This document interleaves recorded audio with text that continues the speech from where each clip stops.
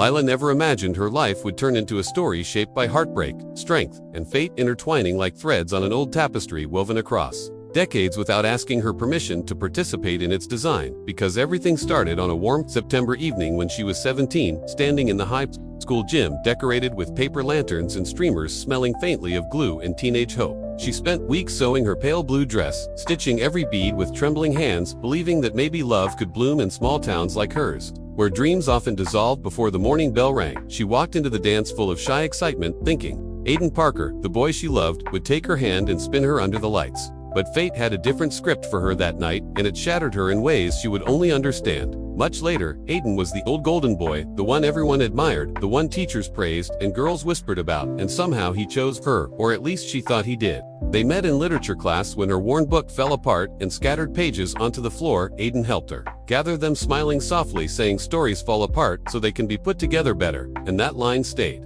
with her for years because she believed he meant it and believed he saw her, not the poor quiet girl hidden behind old sweaters and untamed hair, but someone who mattered. They shared secrets, kisses, scribbled promises, and Lila believed she had found her forever until the night she overheard him near the punch bowl, laughing with friends. The words pierced her like cold iron when he said it was nothing serious, just fun, and he would drop her after tonight, and her world collapsed in the middle of the music and laughter. She left without waiting for explanations, walked into the cold air, wearing the dress she thought would make her feel seen, only to realize she had been invisible all along. The next morning she dropped out of school, and by the end of the week she left town, carrying nothing but a cracked heart and the stubborn hope that life had to mean more than this. For years, she worked wherever someone would hire her: diners, bookstores, cleaning offices overnight, and with every shift, she built a new version of herself. She read business books during lunch breaks, practiced coding on secondhand laptops, studied online courses half asleep, and slowly she stacked brick after brick toward a future no one expected her to reach. By 30, she launched a small tech startup. By 35, it became a rising name in data security, and by 39, she stood among investors, leaders, people who once would have dismissed her without a second glance. She learned resilience by necessity and discipline by survival, but the deepest lesson came from the night she walked out of that school dance. She learned she would never again allow anyone to shape her worth. One crisp October morning, she opened an email labeled urgent, and the world seemed to pause as she read the proposal: a merger opportunity involving a failing corporation called Parker Corporation, the same empire Aiden's family owned, the same name she once saw embroidered on his jacket during the dance. She never forgot that company had been collapsing under mismanagement scandal and debt, and by fate or irony, her company was the only viable path to save it. Time had circled back to her, offering a choice she never asked for, but felt strangely ready to face. Weeks of negotiations followed, and then the day arrived when she stepped from her car in front of the tall glass headquarters.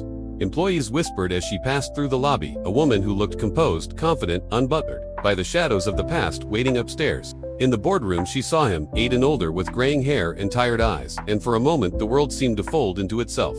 Stretching between the teenager she once was and the woman she had become, he whispered her name like a question: Lila, and she answered with a steady Mr. Parker. The meeting unfolded with tense discussions, legal documents, and executives too nervous to breathe, and Aiden barely took his eyes off her. When the final papers were placed on the table, her signature came first, then the others, then the last document slid toward Aiden. He hesitated, then quietly asked if he could speak to her alone. She agreed. In a smaller room, lined with old photographs, he faced her with regret written across his expression. He told her he was sorry for the boy he had been, and the cruelty he never intended but never stopped. He admitted he cared for her back then, but chose his friends out of fear, and she listened without anger, only clarity, because time had sanded down her pain into something firmer than bitterness. She told him she did not come for revenge but to build something better, something she never had growing up, and that his betrayal shaped her but did not define her. He asked what happened now, and she replied simply, I take the company and rebuild it with dignity. Back in the boardroom, he signed ownership, transferred. Lila Sinclair became the head of the Parker Corporation, the empire of the boy who once broke her heart